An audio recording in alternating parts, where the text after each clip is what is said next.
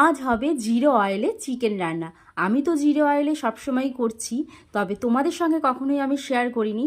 আর আজ যেহেতু চিকেনটা কষা কষা করতে হবে, কারণ আমার ছেলের আবদার অনেক দিন ধরেই যে মা একদমই আমাদের বাড়িতে চিকেন কষা হচ্ছে না, অনেক দিন হয়ে গেল।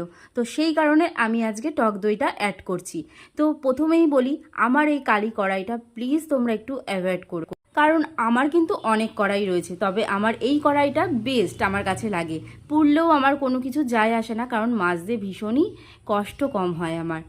তো চলো, এই গরমে বেশি বকবক না করে ফটাফট তোমাদের সঙ্গে রেসিপিটা শেয়ার করি। তো দেখো, আমি কতগুলো গোটা গোটা রসুন নিয়ে নিয়েছি, আর এর মধ্যে গোটা গোটা রসুন দিলে আমার ছেলেও ভীষণ ভালোবাসে খেতে, আমিও খুব ভালোবাসি খেতে। এখানে করে নিয়েছি আদা, লঙ্কা, টমেটো পেস্ট।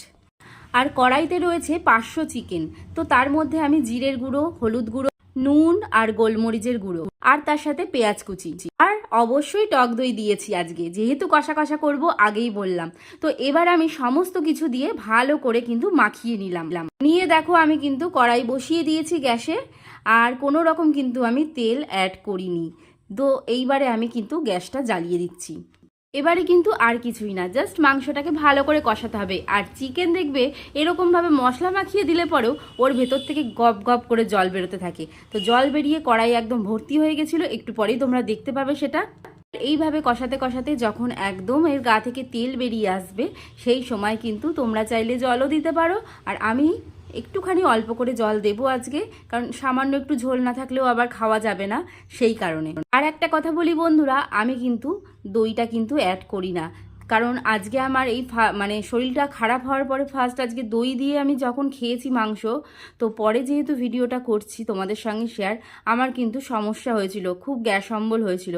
কারণ আমি দেখলাম, আমি কিন্তু টক দই এমনি খাই, তবে রান্না করে আমি অনেক দিন খাইনি, এই প্রথমবার আবার খেলাম, খেয়েও দেখলাম আমার সমস্যা হচ্ছে। তাই আমি আর কখনোই আমি টক দই অ্যাড করব না যতদিন আমার শরীর না ভালো হচ্ছে। তো তোমাদেরও যাদের আমার মতন সমস্যা আছে, টক দইটা অ্যাভয়েড করতে পারো। তাছাড়া যেরকম আমি প্রসেস দেখালাম এইভাবেই রান্না করো, খুব ভালো হয় খেতে।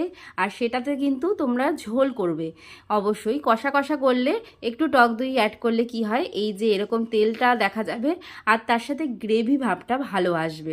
তো আমি তোমাদের সঙ্গে শেয়ার করলাম এই রেসিপিটা। তো একবার হলেও তোমরা অবশ্যই আমি বলবো ট্রাই করে দেখতে পারো, দারুণ কিন্তু খেতে হয়েছিল। তবে যেহেতু আমার গ্যাস অম্বলের সমস্যা, তাই একটু এটা খেয়েও গ্যাস হয়েছে। আমি কিন্তু না হলে টক দই অ্যাড না করেই খাই, তবে আমার কোনো সমস্যা হয় না ওতে, কিন্তু আজকে আমার একটু সমস্যা হয়েছিল। তো তোমাদের রেসিপিটা কেমন লাগলো অবশ্যই জানিও কমেন্টে, আর ভালো লাগলে লাইক করে দিও। আর নতুন বন্ধুরা যারা এখনও আমার পেজটি ফলো করোনি, প্লিজ ফলো করো।